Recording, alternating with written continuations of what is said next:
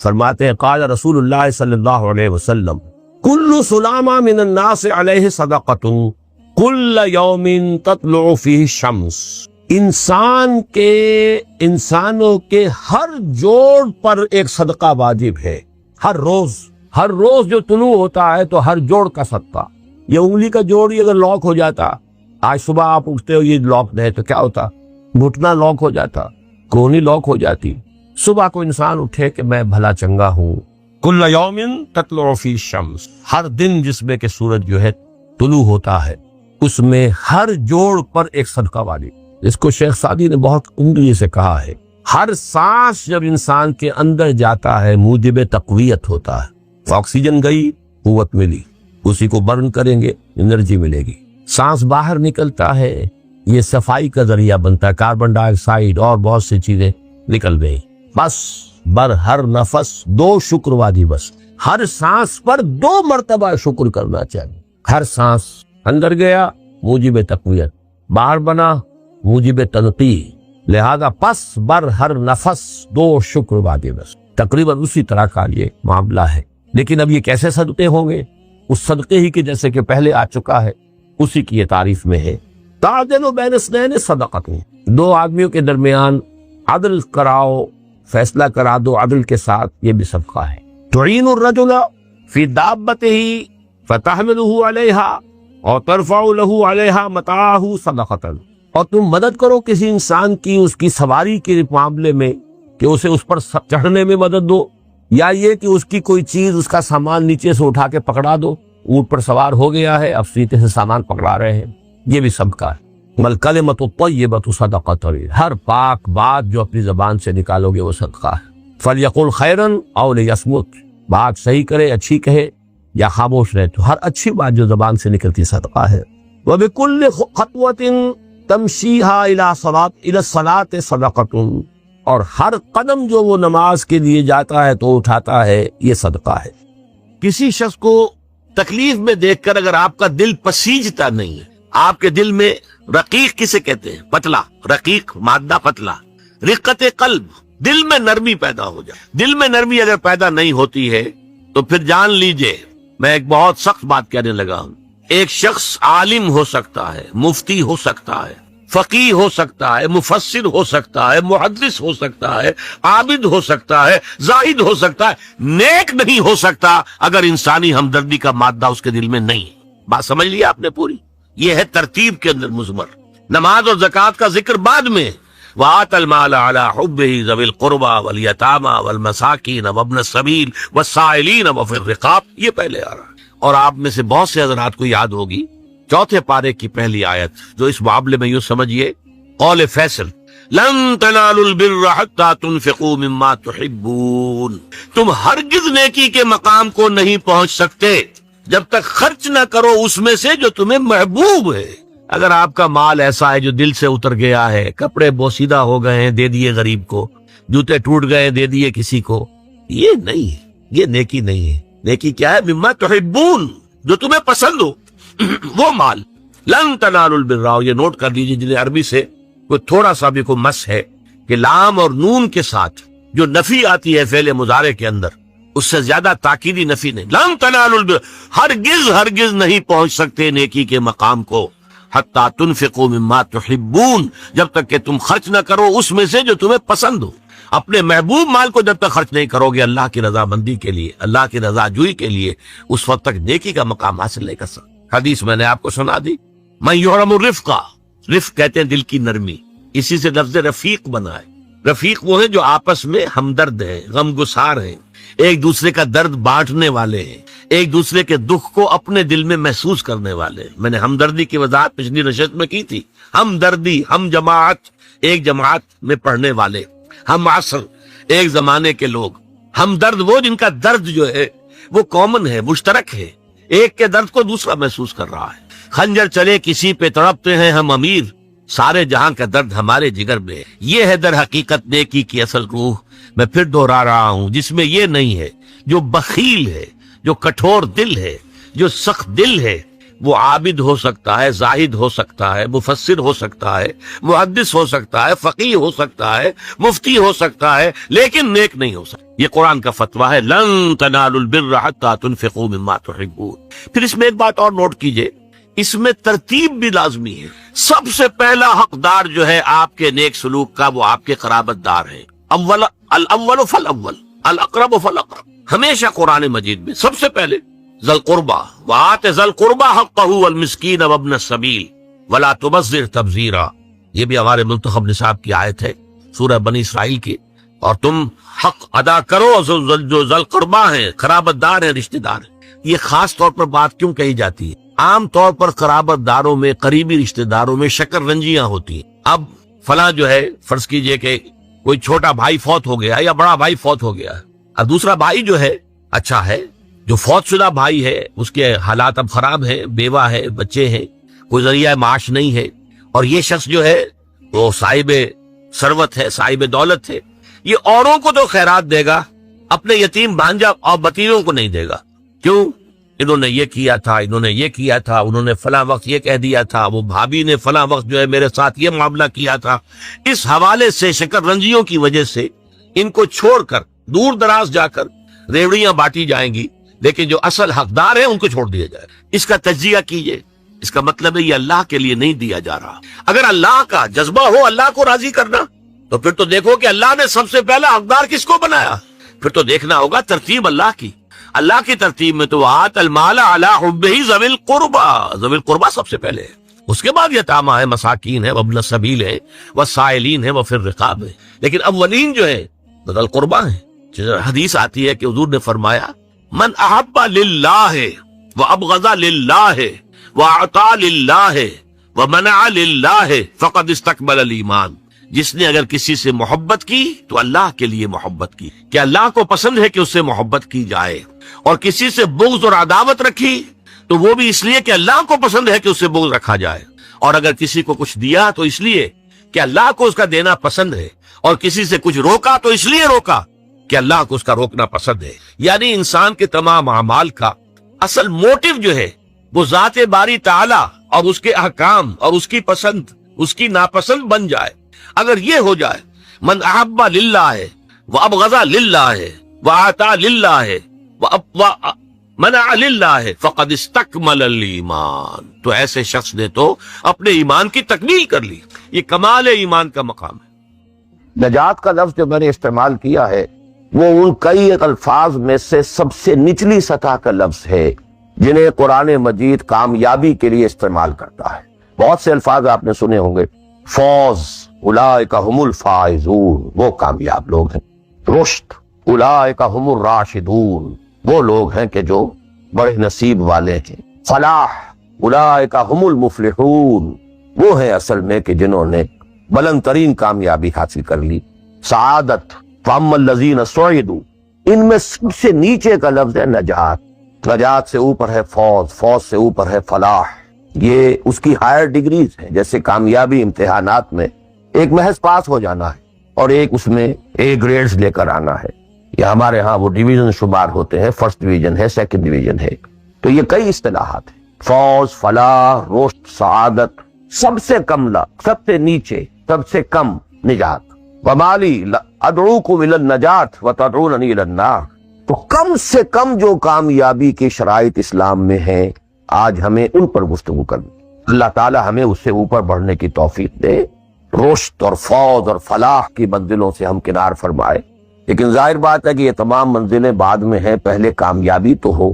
جہاں تک اس نجات کی راہ کا تعلق ہے، اس کے موضوع پر کیونکہ قرآن مجید کی جامع ترین صورت جو اس لیول پر گفتگو کرتی ہے اور جامع ترین ہے وہ سورۃ العصر ہے، والعصر ان الانسان لفی خسر الا الذین آمنوا وعملوا الصالحات وتواصوا بالحق وتواصوا بالصبر۔ ثابت ہوا یہ بیس لائن ہے، اس سے نیچے تو نجات ہی نہیں ہے، وہ تو خسران ہے، ناکامی ہے، یہ بیس لائن۔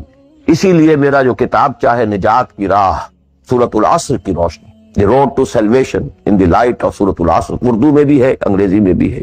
تو جیسا کہ میں نے بتایا تھا اپنی ترجمہ قرآن کے نشستوں میں کہ میں نے اسی سورۃ العصر پر بیس کر کے ایک منتخب نصاب قرآن مجید کے مطالعے کا سلیکٹڈ کورس آف اسٹڈی یہ مرتب کیا، جس میں آم کی گٹھلی جس طریقے سے وہ شے ہے جس سے پورا آم کا درخت وجود میں آ جاتا ہے، ایسے ہی سورۃ العصر ہے جس سے پورا قرآن جو ہے کھلتا چلا جاتا ہے۔ کتاب احکمت آیاتہ ثم فصلت من لدن حکیم خبیر، کل قرآن سورۃ العصر میں ہے۔ اس پر میرے آڈیوز ہیں، ویڈیوز ہیں، پورا منتخب نصاب بھی سمجھیے سورۃ العصر کی تفسیر۔ بہرحال کس موضوع پر میں نے گزشتہ 35 سالوں میں لا تعداد مرتبہ گفتگو کی، لیکن آج میں ذرا ایک مختلف زاویے سے، مختلف اسلوب میں، باتیں وہی، حق تو ایک ہے، جہنم ایک ہی ہوگی، اس کے اندر داخلے کے دروازے لہا سبعۃ ابواب، جنت ہے اس سے داخلے کے دروازے مختلف ہیں، حق ایک ہے لیکن اپروچ اس تک جانے کے لیے راستے ہیں بہت سے۔ تو میں آج ذرا ایک مختلف اسلوب سے وہی باتیں آپ کے سامنے دہراؤں گا۔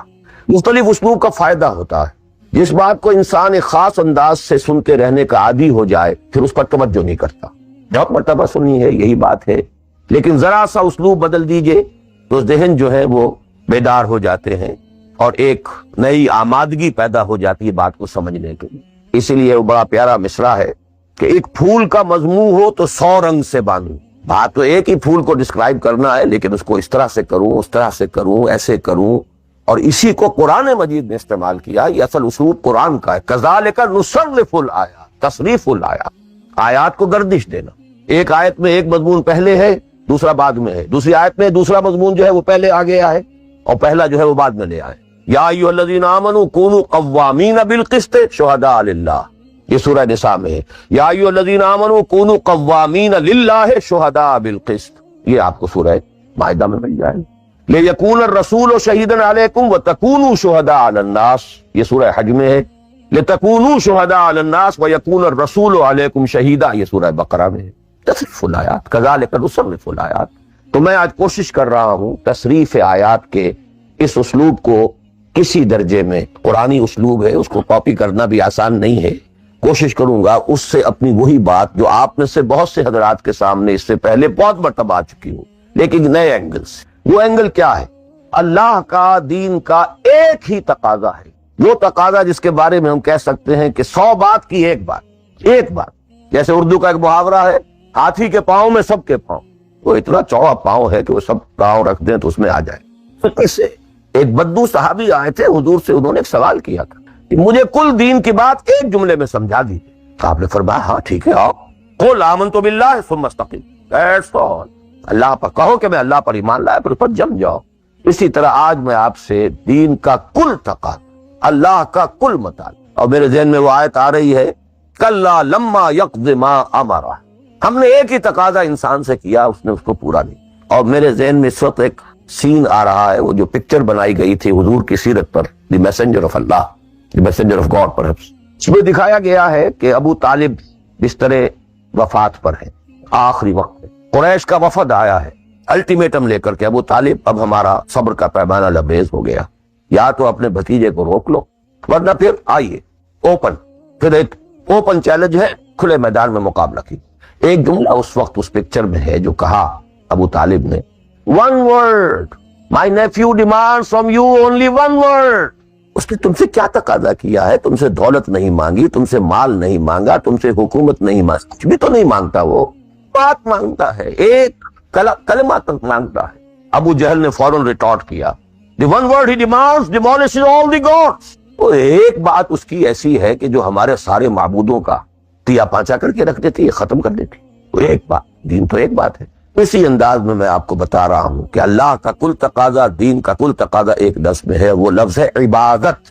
تمام انبیاء کی دعوت آپ قرآن مجید میں مختلف مکی صورتوں میں پڑھیں گے، ان اعبدوا اللہ ما لکم من الہ غیرہ، اللہ کی عبادت کرو، تمہارا اس کے سوا کوئی الہ، کوئی معبود۔ تو قرآن کی دعوت صرف اس فرق کے ساتھ کہ پہلے انبیاء کہتے تھے یا قوم اعبدوا اللہ، اے میری قوم کے لوگوں اللہ کی عبادت کرو، اللہ کی بندگی۔ حضور چونکہ بھیجے گئے پوری نوع انسانی کے لیے، تو یہاں خطاب ہے یا ایھا الناس اعبدوا ربکم الذی خلقکم والذین من قبلکم لعلکم تتقون، اے لوگو، اے بنی آدم، بندگی کرو، پرستش کرو اپنے رب کی جس نے تمہیں پیدا کیا۔ سورہ ذاریات میں فرمایا وما خلقت الجن والانس الا لیعبدون، تمہاری غایت تخلیق ہی یہ ہے، ہم نے تمہیں پیدا ہی اس لیے کیا ہے کہ تم ہماری بندگی کرو، ہماری عبادت۔ اور وہی 100 بات کی ایک بات حضرت یوسف نے اپنے قید خانے کے ساتھیوں سے کہی تھی، ان الحکم الا للہ امر لا تعبدوا الا اياه ذلك الدين القیم۔ ایک جملے میں کل دین قیم ہے، مکمل دین ہے، اس کے سوا کسی اور کی عبادت اور بندگی نہ کرو۔ ایک لفظ ہے، ایک تقاضا ہے، ہم پورا کر دیں تو نجات بھی ہے، فوز بھی ہے، فلاح بھی ہے، رشد بھی ہے، سعادت بھی ہے، ہدایت بھی ہے، سب۔ لیکن اب یہ کہ یہ عبادت ہے کیا؟ عبادت کے 5 اجزاء، بلکہ اجزاء کا لفظ میں نے غلط شمار کیا، استعمال کیا۔ 2 تو ہیں لازمی اجزاء، لازمی، اور 3 اس کے ضمنی پہلو ہیں، تو 2 × 3 5۔ یہ 5 باتیں اگر یاد نہیں رہتی ہیں تو عبادت کا تصور آپ کا درست نہیں ہو۔ آخر کوئی اتنی بڑی بات ہے کہ تمام نبی اسی کی رٹ لگاتے رہے، اسی کی تکرار کرتے رہے؟ کوئی اتنی بڑی بات ہے کہ ابدی فوز و فلاح اور رشد اور سعادت اس کے ساتھ وابستہ ہے؟ وہ بہت بڑی بات ہے، معمولی بات تو نہیں۔ ابدی جہنم اور ابدی جنت، کتنا فرق ہے، اور وہ اسی ایک لفظ کے ساتھ وابستہ ہے۔ عبادت ہے کیا؟ اس کے 2 جو لازمی اجزاء ہیں، ان میں سے ایک کی مثال ہے جسم۔ یہ میرا جسم 2.5 من وزن ہے اس کا، یہ میرا جسم ہے۔ دیکھ، اس میں روح ہے، بدن وغیرہ نہیں ہے، نہ نظر آتی ہے، لیکن اصل انسان وہ روح ہے۔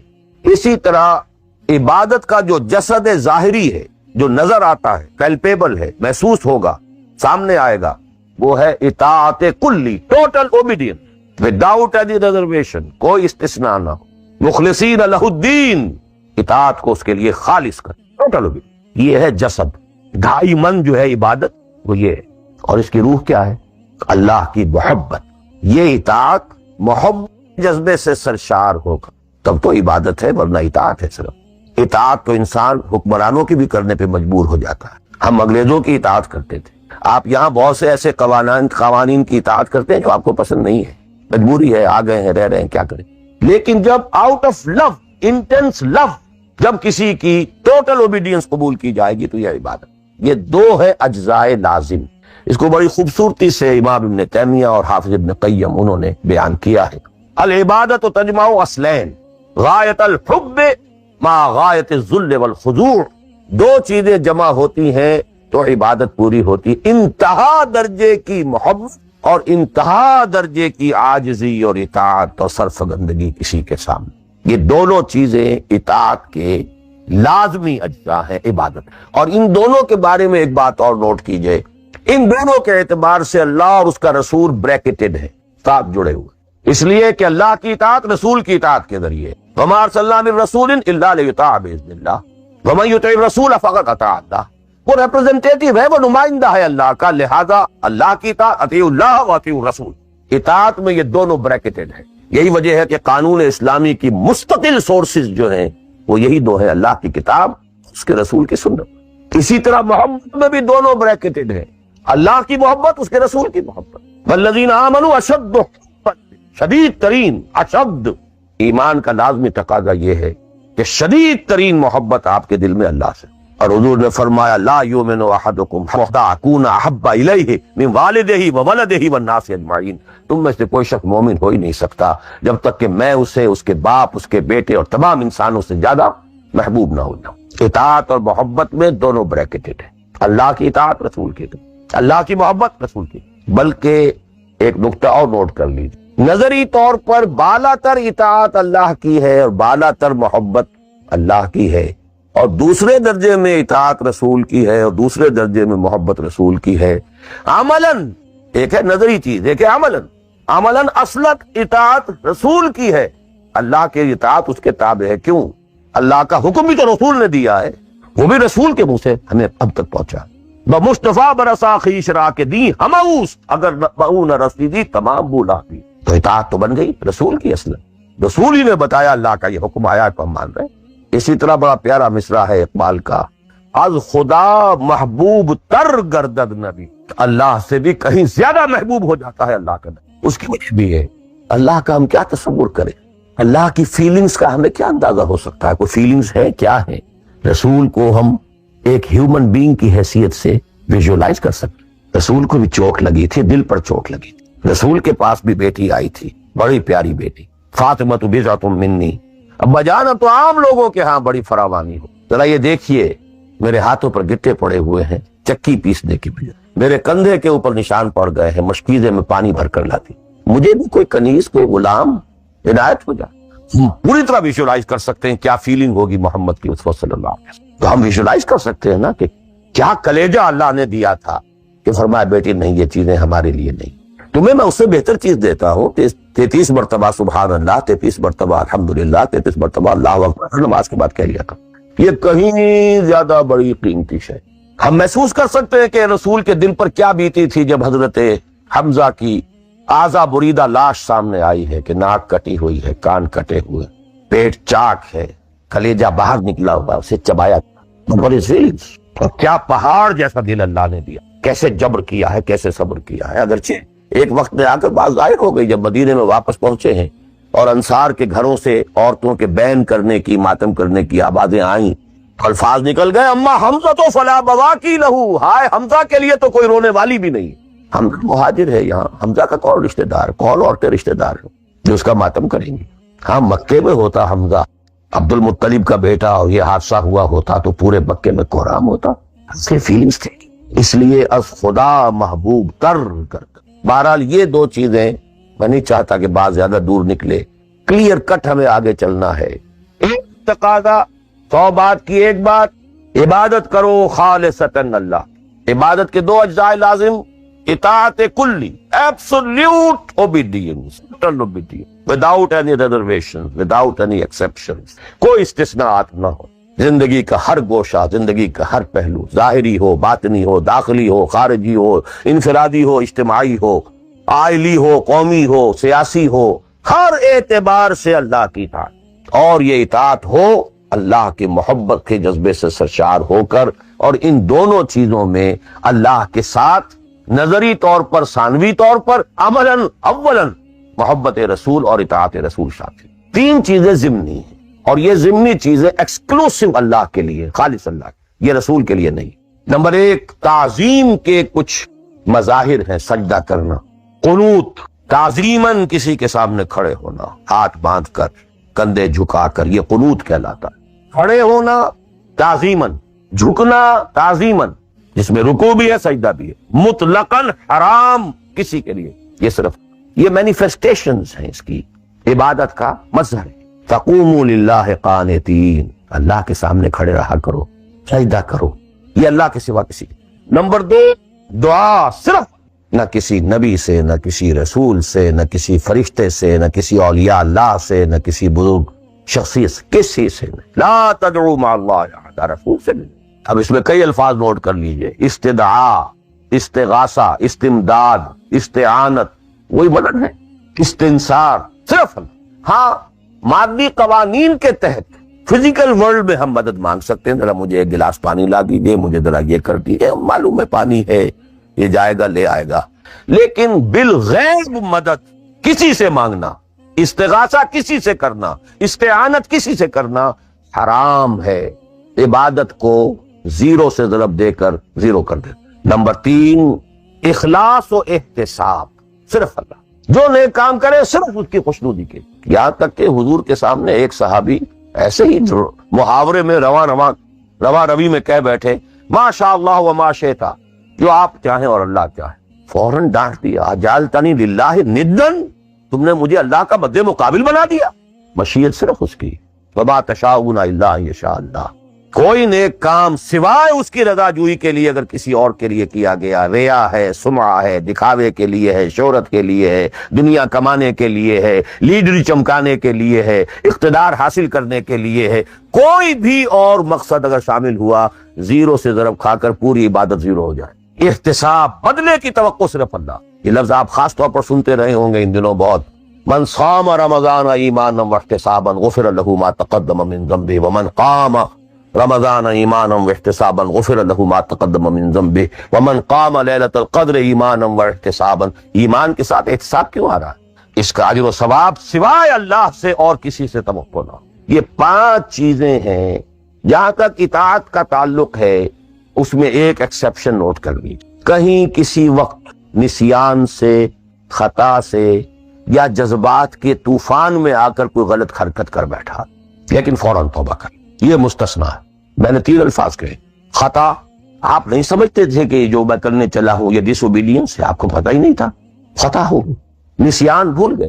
ایک وقت ایسا ہے کہ آدمی کے اوپر غفلت کا پردہ پڑ جاتا ہے۔ حضور خود فرماتے ہیں انہ لیغان علی قلبی وانی لاستغفر اللہ فی کل یوم 70 مرہ، میرے دل پر بھی کبھی کبھی حجاب سا آ جاتا ہے، میں روزانہ 70 مرتبہ استغفار کرتا ہوں۔ تو ہم اپنے حجابات پر حضور کے حجاب کو قیاس نہیں کر سکتے کہ نسبت خاک رابع عالم پاک، وہ کوئی اور شے ہے، یہ کوئی اور شے ہے، لیکن یہ کہ بہر پردہ تو پڑتا ہے، اس میں کوئی غلط حرکت سرزد ہو گئی، یا نمبر 3 جذبات کا کوئی ہیجان تھا جس نے کہ اوور پاور کر دیا، انسان کی قوت ارادی کو معطل کر دیا، کوئی غلط حرکت سرزد ہو گئی، لیکن پھر توبہ فوراً۔ انما التوبۃ علی اللہ للذین یعملون السوء بجہالۃ ثم یتوبون من قریب، جیسے ہی طوفان گزرا فوراً یہ مجھ سے کیا ہو، لا الہ الا انت سبحانک انی کنت من الظالمین، ربنا ظلمنا انفسنا وان لم تغفر لنا وترحمنا لنکونن من الخاسرین وان لم تغفر لی وترحمنی لاکونن من الخاسرین۔ اب یہ دعا رہے گڑ گڑا کر اللہ معاف کر دے، it will be written off, it will be expunged, محو کر دیا جائے، یکفر عنہ سیئات، ہی اس کے معنی یہی۔ ہاں اس کے برعکس اگر گناہ بھی جان بوجھ کر مستقلاً کرتے رہے، ایک باقی ساری 99% عبادت ہو رہی ہے، ایک حرام شے کو اپنے لیے حلال ٹھہرا لیا، شعوری طور پر ارادی طور پر مداومت کے ساتھ اس کے اوپر ڈیرے جما لیے، وہ ایک گناہ جو ہے وہ پوری عبادت کو 0 سے ضرب دے کر 0 کر دے گا، اور خلود فی النار، آگ میں ہمیشہ رہنے کی وعید۔ بلا من کسب سیئۃ واحاطت بہ خطیئتہ فاولئک اصحاب النار هم فیہا خالدون۔ ان پوائنٹس کو اچھی طرح نوٹ کیجئے، خطا میں فرق ہے، گناہ میں فرق ہے۔ گناہ غیر شعوری طور پر ہو گیا، خطا سے ہو گیا، نسیان سے ہو گیا، وقتی طوفان جذبات کا، کسی ایسی محفل میں تھے، مجلس میں تھے، ہو گئے، غلطی ہو گئی، فوراً متنبہ ہو گئے، فوراً۔ اور جیسے کہ آدمی، مجھے اچھی طرح یاد ہے ایک مرتبہ، اور میں بھولتا نہیں اس واقعے کو، میں میڈیکل کالج میں پڑھ رہا تھا تو ایک سائیکل پر جا رہا تھا کالج، اور سلپری تھی روڈ، جب سائیکل سلپ کرتی ہے تو پتہ نہیں چلتا میں کب گرا ہوں، لیکن مجھے پتا اس وقت چلا ہے جب اٹھ چکا تھا کہ میں گرا، کیونکہ آدمی وہ پڑا نہیں رہتا، فوراً اٹھتا۔ یہ جو ہے فوراً اٹھنا، ثم یتوبون من قریب، یہ بھی بعد میں معلوم ہوتا کہ میں گرا تھا جب کہ اٹھ چکا ہوتا ہے، اتنا انسٹنٹینیس ہوتا، یہ ہے یتوبون من قریب۔ اور اس کو اللہ نے اپنے ذمے، انما التوبۃ علی اللہ، اللہ کے ذمے ہے یہ کہ وہ ایسے شخص کی توبہ قبول کرے۔ انما التوبۃ علی اللہ للذین یعملون السوء بجہالۃ ثم یتوبون من قریب۔ بہرحال یہ ایک اس کی ضمنی بات تھی کہ اطاعت کلی کے ضمن میں ان دونوں چیزوں کو ذہن میں رکھیے، گناہ کا ہو جانا، کل بنی آدم خطاؤون وخیر الخطائین التوابون، التائب من الذنب کمن لا ذنب لہ، بہت اس میں ہمارے لیے پر امید باتیں کہی گئی۔ اللہ کو اپنے گناہگار بندے کی توبہ سے اتنی ہی خوشی ہوتی ہے جتنی کہ اس شخص کو ہوئی جو ایک صحرا میں سفر کر رہا تھا، ایک ہی اونٹ تھا، اسی پر اس کا پانی تھا، اسی پر اس کا راشن تھا، تھوڑی دیر کے لیے سستانے کو لیٹا، آنکھ کھلی تو اونٹ غائب، دوڑ رہا ہے مشرق میں، مغرب میں، شمال میں، جنوب میں، تھک ہار کر بیٹھ گیا ہے، اب وہ موت کا انتظار کر رہا ہے، نہ پانی ہے، نہ کوئی غذا ہے، نہ کوئی سواری ہے کہ اس صحرا لقدق صحرا سے نکل سکے۔ کہ اچانک دیکھتا ہے کہ وہ تو کھڑا ہے، موجود ہے، تو اسے اتنی خوشی ہوتی ہے کہ وہ کہتا ہے اللہ تو میرا بندہ، میں تیرا رب۔ کہنا یہ چاہتا تھا اللہ تو میرا رب، میں تیرا بندہ، لیکن اتنا مغلوب ہو گیا ہے اس وقت جذبات میں خوشی کے کہ کہہ یہ بیٹھا کہ اللہ تو میرا بندہ، میں تیرا رب۔ اتنی خوشی ہوتی ہے اللہ کو اپنے کسی گناہگار بندے کی توبہ سے۔ یہ وہ ہے وہ مسئلہ، عارضی، فوری، لا علمی، جہالت، طوفان یا کسی ماحول کے فوری اثر کے تحت کوئی غلطی ہو گئی، فوراً توبہ۔ لیکن یہ کہ اگر جان بوجھ کر کانشس ڈیسیژن ایک حرام شے کو بھی اگر مستقلاً اختیار کر لیا، بلا من کسب سیئۃ واحاطت بہ خطیئتہ فاولئک اصحاب النار هم فیہا۔ اب آئیے نیکسٹ، میں جسے آج ایک نیا اینگل کہہ رہا ہوں وہ کیا ہے۔ دیکھیے اطاعت کے دو پہلو ہیں، انفرادی اور اجتماعی۔ مجھے مراد کیا ہے، ان کی ریشو پروپورشن مختلف ہوگی۔ کوئی بہت آرگنائزڈ سوسائٹی ہے، اسٹیٹ کا کانسیپٹ ہے، اجتماعیت کا پڑھنا بہت بھاری ہو جاتا ہے، انفرادیت بہت محدود آتی ہے۔ کوئی بڑی پریمیٹیو سی سوسائٹی ہے، آرگنائزڈ اسٹیٹ نہیں ہے، تو انفرادیت کا دائرہ وسیع ہوتا ہے، اجتماعیت محدود ہوتی ہے، ان ویریس پروپورشنز۔ لیکن پہلے ان کو آئیڈینٹیفائی کیجئے اس سے میری مراد کیا ہے؟ ایک وہ اللہ کی اطاعت ہے کہ جو ایک انسان کے اپنے بس میں ہے وہ کر سکتا ہے، چاہے بھوک آ جائے، فاقہ آ جائے، نقصان ہو جائے، جان کا اندیشہ ہو جائے، یہ کر سکتا ہے۔ ایک وہ اطاعت ہے جو کسی صورت کر ہی نہیں سکتا جب تک کہ اجتماعی بنی اسرائیل کی ایڑیاں کتنا ہی سنسیئر ہو، کتنا ہی نیک ہو، کتنا ہی دیکھیے الحمدللہ الذی انزل علی عبدہ، وہی اللہ تعالیٰ نے اللہ کے اپنے رسول کی نسبت ہے اس کو عبد نمایاں کیا ہے، کتاب نازل کی ولم یجعل لہ عوجا، اور اس میں کوئی کجی نہیں رکھی، قیما سیدھی ٹھیک ٹھیک روشن مبین لینذر باسا شدیدا۔ اب یہ ہے لفظ جو بہت یاد آ رہا ہے اس کتاب کے حضور پر نزول کے مقاصد میں سے ایک یہ بھی ہے خبردار کر دے ایک بڑی آفت۔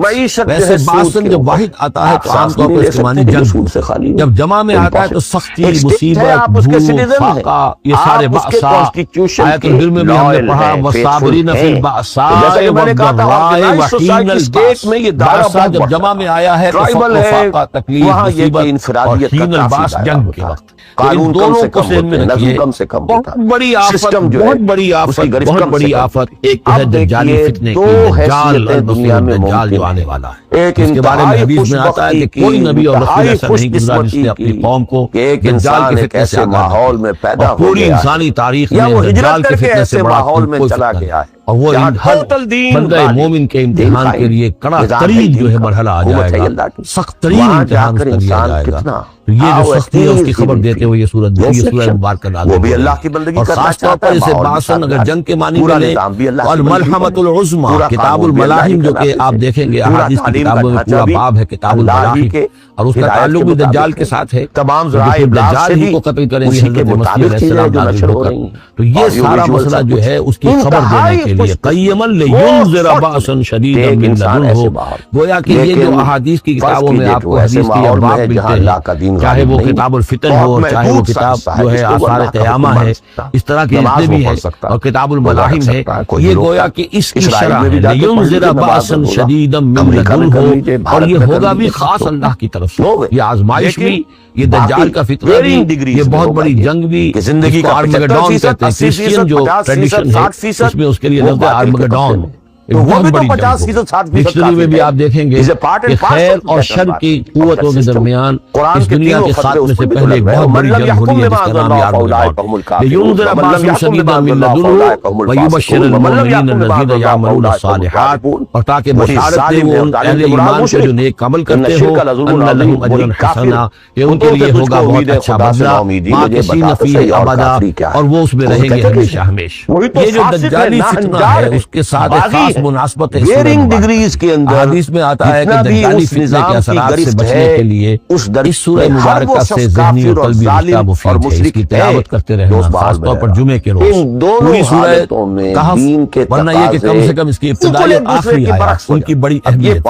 دجالی فتنہ اصل میں کیا ہے سمجھ لیجئے کہ ایک تو ہے دجالی فتنہ بالعموم، دجل کہتے ہیں فریب، جیسے کہ کوئی نبی نہیں ہے وہ اس کے فریبی لبادہ اولیاء نبوت کا دعویٰ کر رہا وہ دجال ہے۔ اس طرح کے تو حضور نے فرمایا ہے کہ 30 دجال پیدا کر رہا ہے، ان میں سے ایک ہمارے زمانے کے اندر جو ہے یہ غلام احمد قادیانی بھی تھا، وہ دجال تھا جس نے کہ اعلان کیا کہ میں نبی ہوں جبکہ نبی نہیں تھا، فریبی بنا ہوا، اس نے کہ ملمہ اپنے اوپر چڑھایا ہوا ہے۔ اسی طریقے سے دجالی فتنہ یہ جو ہے پوری دنیا میں اس وقت جو فتنہ ہے وہ یہ ہے کہ مادہ پرستی کا اتنا غلبہ ہو چکا ہے ذہنوں کے اوپر، افکار کے اوپر، لوگوں کے نظریات کے اوپر، لوگوں کی اخلاق کے اوپر، لوگوں کے اقدار جو ہے ویلیوز کے ذریعے سے کہ وہ آخرت کو بالکل بھول گئے، اللہ کو بھول گئے، اسباب کے اندر گم ہے، مسبب الاسباب سے ضرور ہو گئے، دنیا ہی دنیا ہے، آخرت کو بھولے گئے، مادہ ہی مادہ ہے، روح سے کوئی سروکار نہیں۔ یہ ہے بالعموم جس کا نام دجالی فتنہ ہے کہ حقیقت کے اوپر پردہ پڑا، آخرت پر دنیا کا پردہ پڑا ہوا، دنیا جو ہے حقیقت کیا ہے، ومن حیات الدنیا الا متاع الغرور، یہ دھوکے کا سامان ہے، اصل زندگی کو اس نے ڈھانپا ہوا ہے۔ ہم نے یہ سمجھ لیا کہ زندگی یہی ہے، اسی کے لیے بھاگ دوڑ محنت صبح و شام، اسی کے مستقبل کی فکر ہے، لیکن اصل زندگی اس کی فکر ہی نہیں ہے۔ باقی ایک دجال جو ہے جو آئے گا وہ معاملہ احادیث کے اندر بھی بڑی طوالت کے ساتھ ہے، اور اس میں کافی پیچیدگیاں بھی ہیں، بعض چیزیں جو ہے ایک دوسرے سے جہاں وہ اسلامی نظام نہیں ہے، اس میں پھر اہل علم کو بہرحال مطابقت پیدا کرنی پڑتی ہے۔ میں نے جہاں تک اپنی کوشش کی ایک رائے تک میں پہنچا ہوں، لیکن ابھی میں اسے بیان نہیں کیا۔ بہرحال دجالی فتنے کی خبریں موجود ہیں بہت شدت کے ساتھ، اور اس صورت کا پڑھنا جو ہے بہت مفید ہے۔ اس صورت کے مضامین کا دجالی فتنہ بالعموم سے کیا تعلق ہے وہ تو اس دورہ ترجمہ دوران کے